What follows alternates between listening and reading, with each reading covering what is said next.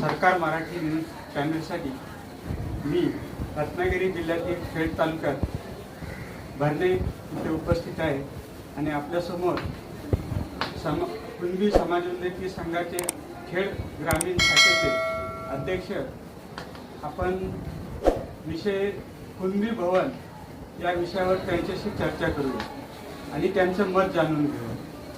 त्यांचं ओळख सर, आपण माजी आमदार तुकाराम बाबूराव कदम यांचे सुपुत्र आहात आणि गेली 20 वर्ष आपण कुणबी समाजासाठी काम करत आहात आणि कुणबी समाजोन्नती संघाचे तुम्ही अध्यक्ष आहात.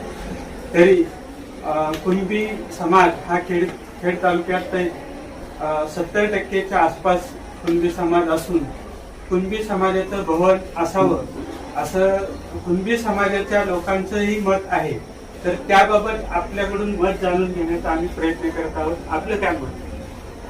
गेली 20 वर्ष आम्ही कुणबी समाज संघ आणि कुणबी विवाहाच्या मार्फत विविध स्तरावर आपण काम करत आलेलो आहोत.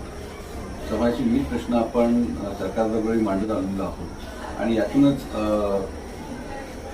देवेंद्र फडणवीस हे जेव्हा मुख्यमंत्री होते त्यावेळेस कुणबी समाजातील नेत्यांची तिथे बैठक झाली होती वर्षा निवासस्थानी आणि त्यांनी सांगितलं होतं की प्रत्येक जिल्ह्यामध्ये कुणबी भवन सरकारने त्याची जागा द्यावी आणि निधी उपलब्ध करून द्यावं. या संदर्भात त्यांचं पत्र माननीय कलेक्टर साहेब यांच्याकडे आलं आणि त्यानंतर ते तहसीलदारांना प्रत्येकाकडे गेलं आणि मागच्या महिन्यापासून तहसीलदारांशी आमची भेट झाली आणि खेड तालुक्यातील सर्व कुणबी बांधव एकत्र येऊन तहसीलदार मॅडमना भेटलो, आमची मागणी सांगितली.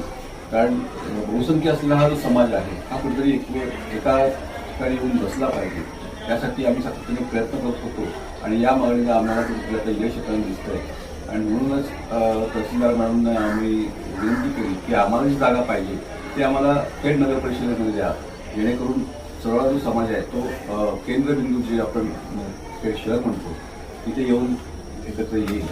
या संदर्भात आम्ही माननीय नगराध्यक्ष वैभवजी केळकर साहेब असतील, नगराध्यक्ष दरेकर साहेब असतील आणि सर्व नगरसेवकांना आम्ही त्यांची भेट घेतली आणि आमची व्यथा जाण त्यांनी आम्ही सांगितली. त्यानंतर आम्ही समाज बांधवांनी एक जागा बघून ठेवलेली आहे की जी खेड आगाराच्या समोरच आहे. 53 गुंठेचा प्लॉट आहे. आमची मागणी आहे जसं समाज एवढा हा बहुसंख्य आहे तर आम्हाला एक 25 गुंठे जागा खेड नगर परिषदेने द्यावी अशी आम्ही त्यांना विनंती केलेली आहे. त्याचप्रमाणे इथे तर आम्हाला भव्य अशी वास्तूही उभारायची आहे, कारण जेणेकरून त्या वास्तूमध्ये अनेक वेगळ्या प्रकारचे सांस्कृतिक कार्यक्रम असतील किंवा शैक्षणिक उपक्रम असतील हे आम्हाला तिथे राबवता येऊ शकतील आणि सामाजिक जे उपक्रम आहेत ते तिथे आम्हाला राबवता येऊ शकतील. अशा प्रकारची आमची मागणी आम्ही केलेली आहे आणि लवकरच माननीय नगराध्यक्ष आणि त्यांचं सर्व नगरसेवकांची समिती होती की आम्हाला जागा उपलब्ध करून देतील असा विश्वास आहे. आता तुमचा जो आराखडा तुम्ही स्पष्ट केलेला आहे ते त्या संदर्भात थोडीशी मला समाजाला विस्तृत माहिती मिळाली तर बरं होईल की कशा पद्धतीने तुम्ही तो 52 गुंठ्याचा प्लॉट डेव्हलपिंग करणार आहे आणि म्हणजे तुमचं नियोजन असेल ना की अशा पद्धतीने आपण वेगवेगळ्या स्तरातील जे कसं आहे. माझा एक प्रश्न महत्वाचा आहे की कुठलीही वास्तू उभारताना तिथे इनपुट असायला पाहिजे. काय वास्तू ह्या त्यांचं इनपुट मिळतच नाही आणि त्यामुळं त्याच्याकडे दुर्लक्ष होत राहतं. तर आपलं असं नियोजन आहे का? आम्ही सातत्याने सामाजिक राजकीय काम करत आलेलो आहोत. तर त्या हिशोबाने ज्या प्रकारे वेगवेगळ्या मी संस्थांमध्ये सुद्धा काम केलेलं आहे, वेगवेगळ्या संस्थांमध्ये मी अध्यक्ष म्हणून राहिलेलो आहे आणि देशभरात फिरताना वेगळ्या संघटनांमार्फत वेगळ्या गोष्टी शिकत आलेलो आहोत. तर त्यामुळे तो विचार आम्ही नेहमीच केलेला आहे की नुसती सांस्कृतिक भवन म्हणजे फक्त एक हॉल असेल असा विषय नाही आहे. तर त्यामध्ये आमच्या ह्याच्याप्रमाणे आमचे ज्या विचार आहेत त्याप्रमाणे त्याला एक छोटासा AC हॉलसुद्धा त्यामध्ये अंतर्भूत असेल, पार्किंग व्यवस्था व्यवस्थित असेल की जेणेकरून आणि ज्या वेळेला एखादा लग्न समारंभ असेल तर भोजनाची व्यवस्था हा त्या याला बाधा करणार नाही, म्हणजे मुख्य कार्यक्रमाला बाधा करणार नाही अशा प्रकारची वास्तू आम्हाला नेमकी बघायची आहे. आता एक प्रश्न असा आहे की आपल्या समाजातील विविध स्तरावर उद्योजक आहेत, हां. त्यांच्यासाठी काय त्याच्यात प्लॅन करू शकाल का? आमचा एक कार्यक्रम आम्ही राबवलेला आहे. तो आत्ता नुकताच आमचा प्राथमिक अवस्थेत आहे. आम्ही समाजातील सर्व उद्योजकांना एकत्र आणण्यासाठी आम्ही उपक्रम राबवलेला आहे आणि तो उपक्रम जवळपास ह्या वर्षभर एक 6 महिन्यामध्ये तो पूर्ण होईल आणि साहजिकच त्याचा फायदा या कुणबी भवनासाठी आणि त्याच्यासाठी तिथे प्रशिक्षण राबवण्यासाठी होऊ शकते की जेणेकरून कुणबी समाजातील जे बांधव आहेत त्यांना उद्योजक करणं हा आमचा मूळ मेन उद्देश आहे. आता असं माझा एक प्रश्न आहे तुम्हाला की कुणबी बांधवांचा जो संख्याबळ आहे, म्हणजे मतदानाच्या दृष्टीने 70% खेडमध्ये संख्याबळ आहे, तर त्या दृष्टीने आपण कुठल्या योजना त्या नवीन, कारण जरी आज म्हणलं मागास आहे, परंतु आज बहुसंख्य विद्यार्थी उच्च शिक्षित आहे, बहुतेक उद्योगधंद्यातही डेव्हलप झालेले आहेत. अशा पद्धतीने त्याच्यात काय तुमचं नवीन प्लॅन आहे का? हे टिपिकल सगळे विषय आहेत, पण त्याच्यासाठी तुम्ही नवीन काय आराखडा? कारण हा प्रश्न तुम्हाला का विचारतो, तुम्ही एक शिक्षक आहात आणि शिक्षक हा समाजाचा आरसा असतो आणि ह्या शिक्षक असताना तुमच्या पण डोक्यात काहीतरी विचार असतील, तर त्या पद्धतीने काय असा फॉर्म्युला आहे का की त्या कुणबी भवनात आपण वेगळं काहीतरी डेव्हलप करूया, सगळ्यांच्या माध्यमातून की वेगळं काहीतरी डेव्हलप करूया की त्याचा समाजाला फायदा होईल? निश्चितच होणार आहे. कारण यात आपण व्यवसाय प्रशिक्षण जसं देणार आहोत तसंच आता जे आपण मुंबई जे तुम्हाला माहिती असेल की मुंबई ते निघून येथे कुणबी समाजाचं संघाचं एक वसतिगृह होत आहे आणि ते पण मल्टी लेवलचा असा कार्यक्रम तो आहे. त्या वास्तूमध्ये सुद्धा MPSC UPSCचे गाईड करणारे शिक्षक तिथे येणार आहेत. तसंच आपण याही ठिकाणी असे प्रशिक्षण पण घेणार आहोत की जेणेकरून जे आपले विद्यार्थी जे आजपर्यंत BSc BSc झालेत, BA झालेत, BCom झालेत, त्यांना त्या शिक्षण घेत असतानाच MPSC UPSC स्पर्धात्मक परीक्षा सुद्धा ते आपल्याला क्रॅक करता येतील यासाठी प्रयत्न आपण निश्चित असणार आहे. त्याचप्रमाणे मगाशी जसं मी बोललो की उद्योजक प्रशिक्षण हाही एक महत्त्वाचा विषय असणार आहे.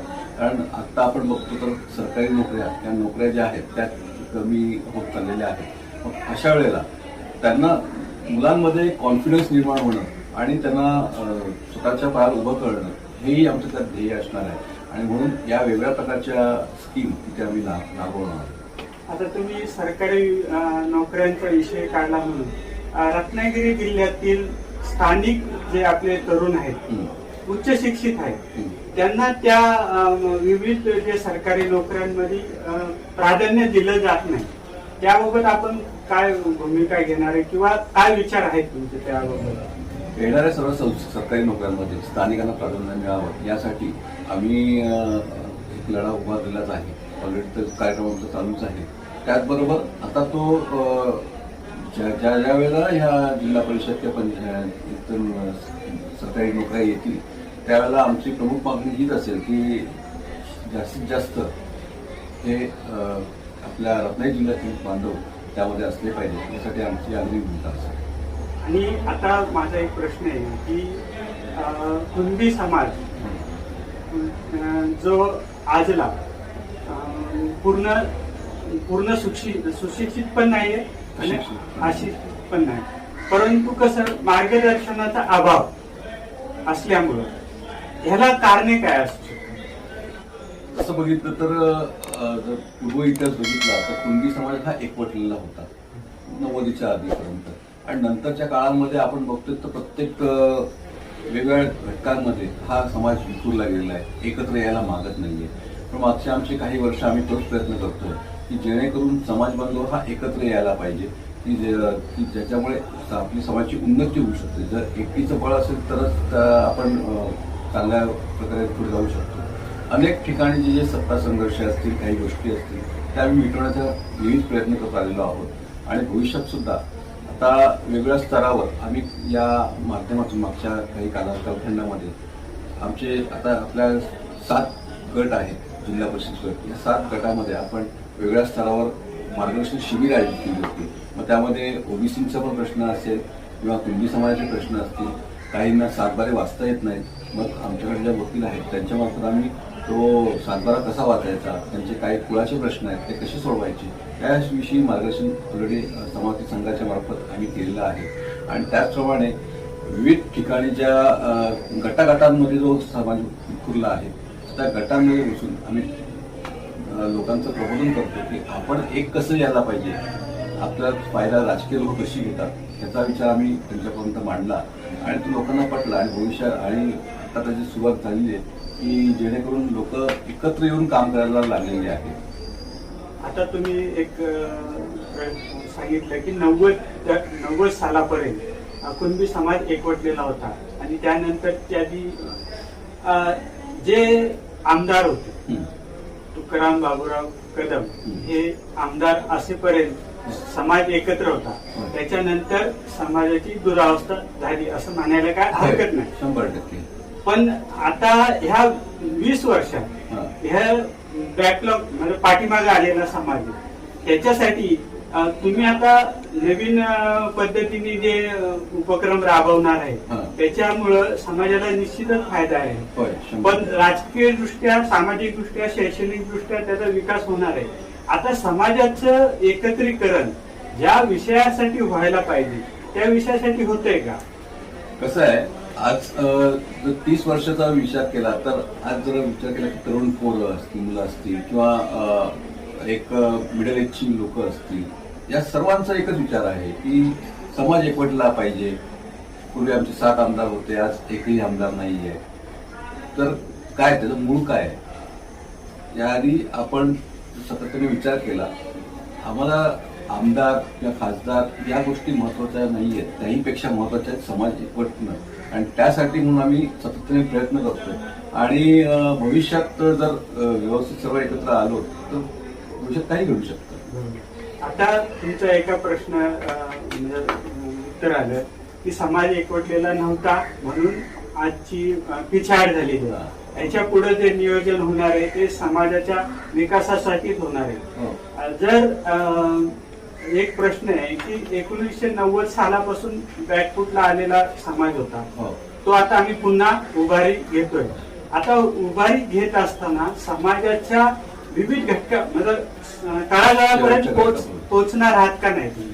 निश्चितच आम्ही शेवटच्या घटकापर्यंत पोहोचलेलो आहोतच. कारण मी असं मला हे मान्य आहे की एखादा उपक्रम राबवला आणि तो उपक्रम शेवटच्या घटकापर्यंत पोहोचला तरच आपण पोहोचू शकतो. केवळ मिटिंगा घेऊन किंवा प्रबोधन करून लोक येत नाहीत आपल्याजवळ.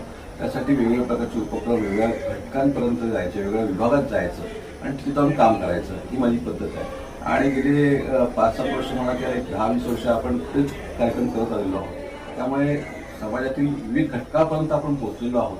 त्यामुळे एक आनंद आहे की ह्याचा परिणाम आज कुठेतरी आउटपुट दिसून येतोय.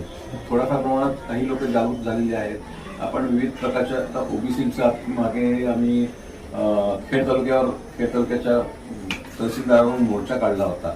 संपूर्ण महाराष्ट्रात एकाच दिवशी तो मोर्चा होता.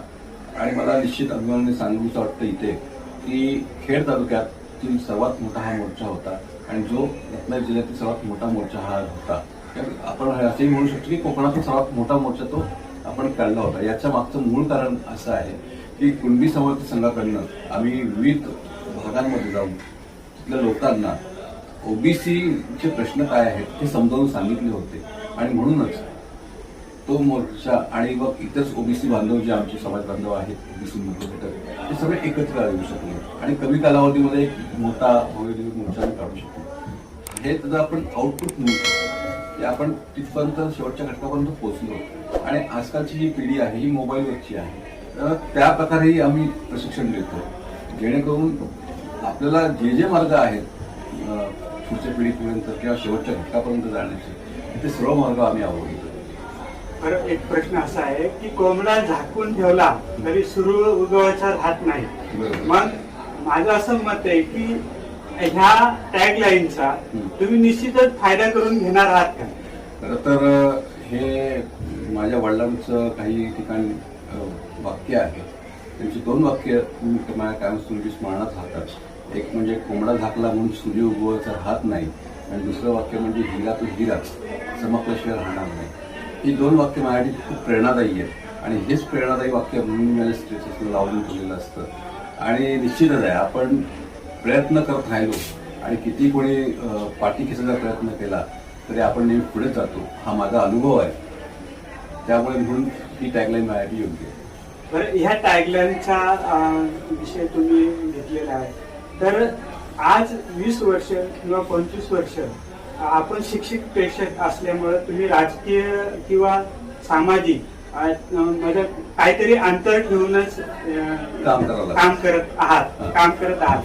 तर आता ह्याच्या भविष्यात तुम्ही जसं हिरा चमकल्याशिवाय राहत नाही, तर जी आमदारांची मुलं या पद्धतीने विविध क्षेत्रात प्रावीण्य मिळवतात, तसं तुम्हीही प्रावीण्य मिळवलेलं आहे. कारण शिक्षक हा समाजाचा आरसा असतो आणि त्या पद्धतीने तुम्ही काम करताय. आज हजारो मुलं तुमच्या हाताखाली शिकून मोठी झालेली आहेत. तर याच्यासाठी नवीन विचारायचं म्हणजे की तुमच्या डेव्हलपिंगचं तुम्ही अजून काय आराखडा तयार केला का तुमच्या स्वतःच्या डेव्हलपिंगचा? निश्चितच कसं आहे, मी आतापर्यंत वेगवेगळ्या स्तरावर विविध संघटनांमध्ये वेगवेगळ्या प्रकारचे पदं भूषवलेली आहेत, वेगवेगळ्या प्रकारची कामं केलेली आहेत, आणि याचा अनुभव मला येऊन मी एक चांगल्या प्रकारचं व्यक्तिमत्व घडवायचा प्रयत्न करतो. आणि आपण जसं म्हटलं की आमदारांची मुलं आमदार होतात किंवा असं वगैरे, तर तो इझी मार्ग असण्यापेक्षा माझ्या वडिलांनी संघर्ष करायला शिकवलेला आहे, आणि हा संघर्ष मी पण करत आलेलो आहे. आणि भविष्यात संघर्ष करत जे जे काही मिळणार आहे त्यासाठी मी तयार आहे. त्याचप्रमाणे आत्तापर्यंत मी कोणतीही निवडणूक मी लढवली, म्हणजे ग्रामपंचायत असेल, मी वेगळ्या प्रकारच्या निवडणूक लढवली आहे. ग्रामपंचायत असेल किंवा आत्ताच माध्यमिक पदपेढीची निवडणूक 5 वर्षापूर्वी लढवली होती. या सर्वच निवडणूक लढवत असताना मी कधी तिकीट मागायला गेलो नाही. लोकांनी मला सांगितलं की तुम्ही उभे राहा म्हणून. तशाच प्रकारचं आता बघूया, भविष्यात जिल्हा परिषद आहे, विचार करूया. सर्वांची मागणी वाढते की भरणा विभागातून तुम्ही उभे राहा म्हणून. तर निश्चित तोही प्रयत्न मी करेन. आणि एक सामाजिक घटक या सामाजिक प्रश्नाची जाण असणारा व्यक्तीला हा भरणा विभाग निश्चित पुढे आणेल आणि जिल्हा परिषद पाठवेल अशी अपेक्षा आहे. निश्चितच तुमच्या या पुढच्या भविष्यासाठी आमच्या शुभेच्छा आहेत. परंतु एक प्रश्न उपस्थित होतो की वडिलांनी जे कार्य केलेले, वडिलांचा पण संघर्ष काय लहान नसेल, वडिलांनी जे कार्य केलेले त्याच्या पावलावर पाऊल ठेवत असताना तुम्ही वेगळ्या मार्गाने ते कामकाज करताय. त्याला निश्चितच लोकांच्याही आम्ही सर्वसामान्य फिरत असताना जो आज मी विषय घेऊन आलो कुणबी भवनासंदर्भात, हा विषय एक सामान्य कुटुंबातील व्यक्तीने माझ्याजवळ गायला की अशा पद्धतीने, तर मला निश्चितच वाटलं की तुमच्याशी सल्ला मसलत करावी. मला असं म्हणायचंय की तुम्ही हे बाबांचं कार्य शिक्षणाच्या माध्यमातून शिक्षण क्षेत्रात त्यांनी भरीव काम केलेलं आहे. कारण आजच्या जगात जरी तुमच्या वडिलांनी विविध पदं भूषवली असेल, पण शिक्षण क्षेत्रात सर्वसामान्य फक्त कुणबी समाजालाच नाही, शिक्षण क्षेत्रात सर्व समाज घटकांना मोफत किंवा सोयीचं शिक्षण मिळावं यासाठी त्यांनी मोठं कार्य केलेलं आहे. अशाच पद्धतीचे तुमचे काय विचार आहेत का? कारण याच्या पुढे जी शिक्षण पद्धती येणार आहे ती टेक्नॉलॉजी प्लस डेव्हलपिंग असणार आहे. तर त्याबाबत तुमचा काय असं नवीन विचार आहे का? कारण तुम्ही एक शिक्षक म्हणून तुम्हाला हा प्रश्न. निश्चितच कसं आहे, पूर्वीपासूनच म्हणजे कसं मी शिक्षक म्हणून लागण्याच्या आधीपर्यंत सुद्धा वडिलांच्या हाताखाली असताना आपण बघितलेलं आहे की गरीबातला मुलगा हा शिकला पाहिजे, सुसंस्कृत झाला पाहिजे, ही भावना पूर्वीपासूनच होती. आता त्याच हिशोबाने त्याचप्रमाणे आतापर्यंत आम्ही तेच करत आलेलो आहोत. शिक्षण घेताना एखाद्या विद्यार्थ्याची फी राहिली असते, ती आपण भरणं किंवा ती माफ करणं. आपल्या इथे बाजूला हॉस्टेल आहे, या मुलांची काही देखरेख असेल ते आम्ही करत आलेलो आहोत. हे करत असताना भविष्यात सुद्धा आपण तसंच करणार आहोत की आणि कसं आहे, एखादी संस्था उभा करणं फार कठीण गोष्ट असते आणि ती चालवणं त्याही पेक्षा कठीण गोष्ट असते. या सर्वचा विचार जर केला तर एखादी व्यक्ती त्या ठिकाणी असेल त्या प्रकारची तर ती चांगली डेव्हलप पण होऊ शकते, ही गोष्ट आहे. तर प्रत्येकाने विचार करायला हवा की कसं कसं काय करायचं आहे. आता नाही, माझा प्रश्न जो होता ना, की शिक्षक म्हणून शिक्षक म्हणून तुमच्या माइंड मध्ये असा काय विचार आहे? शिक्षक म्हणून मी प्रत्येक वेळेला विद्यार्थ्यांना ते जे ज्यांना फक्त शिक्षण देण्यापेक्षा माझी नेहमी भूमिका ही असते की कमी पुस्तक शिकवण्यापेक्षा त्यांना डेव्हलपिंग त्यांचं स्वतःचं व्यक्तिमत्व डेव्हलप कसं होईल याचा विचार मला जास्त असतो. त्यांना दृष्टिकोन शिकवणं महत्त्वाचं असतं, नुसता अभ्यासक्रम शिकवणं महत्त्वाचं असतं. आणि माझे सगळे विद्यार्थी त्यांना माझ्याकडे कोणताही वर्ग असू दे त्यांना मी दृष्टिकोन शिकवतो की जेणेकरून आपल्याला या जगाशी, बदलत्या जगाशी आपल्याला कसं जमून घ्यायचं आहे आणि त्यातून आपल्याला कसं पुढे जायचं आहे. कोण आपल्याला पुढे जायला कोण मार्ग देत नाही, आपण स्वतः मार्ग निवडायचा असतो. हे मी माझ्या विद्यार्थ्यांना शिकवतच आलेलो आहोत आणि अशा प्रकारे माझं शिक्षण शिकवून देण्याचं काम चालू असतं. आता माझा एक प्रश्न आहे की ह्या सामाजिक झाल्या, ह्या वैचारिक गोष्टी झाल्या आणि तुमच्या मनात काय असं वेगळा विचार आहे का की समाज कुणबी समाज बांधवांसाठी जो सुशिक्षित आहे, जो औद्योगिक दृष्ट्या सक्षम आहे, अशासाठी तुम्ही काय तुमची कल्पना आहे का? आता मला हा प्रश्न काय विचारायचा की 70% समाज हा कोकणात आहे, बरोबर, पण एखादा फॅक्टरी समजा कुणबी समाजाच्या लोकांची MIDC मध्ये एखादी तरी फॅक्टरी आहे का? फॅक्टरी अशी त्याच्याविषयी मला काही जास्त माहिती नाहीये, पण कित्येक जणांचे तिथे चांगल्या प्रकारचं जम बसलेलं आहे आणि अशा सर्वांशी आम्ही जेव्हा काही नोकरवरती असतील ते तर त्यांच्याशी कॉन्टॅक्ट करतो, त्यांच्या लोकांना सांगतो की आमच्या लोकांना पण या घ्या. विषय कसा आहे तो, जेव्हा आपण आर्थिकदृष्ट्या सक्षम होण्याचा हे करतो, कारण कसं आहे आपल्या कोकणातल्या लोकांना एक फक्त नोकरी करणे हा प्रमुख विषय असतो. मला तुम्हाला एवढाच प्रश्न करायचा आहे की तुम्ही शिक्षक आहात, बरोबर, शिक्षक असल्यामुळं समाजाच्या आर्थिक उन्नतीसाठी विविध क्षेत्रात तुम्ही पाऊल टाकण्यासाठी प्रयत्न करावे अशी आमची एक हे आहे की त्याच दृष्टीने जर उद्योग जो तुमच्याकडे काही उद्योजक असतील त्यांना जमवून असं काय तुम्ही आराखडा तयार केलाय का? निश्चित मगाशी मी तुम्हाला सांगितलं की आमचा एक आराखडा तयार झालेला आहे की जेणेकरून समाजामध्ये समाजातील व्यक्तींना त्यातून भरपूर फायदा होऊ शकतो. हा आराखडा आमच्याकडे ऑलरेडी तयार आहे, त्याच्यावर काम पण चालू आहे आणि पुढच्या 6 महिन्यामध्ये तुम्हाला आम्ही ते निश्चित प्रकारे दाखवू शकतो. कारण हे आमचं मी ग्रामीणचं जरी अध्यक्ष असलो तर मुंबईमध्ये ही महत्त्वाची शाखा आहे.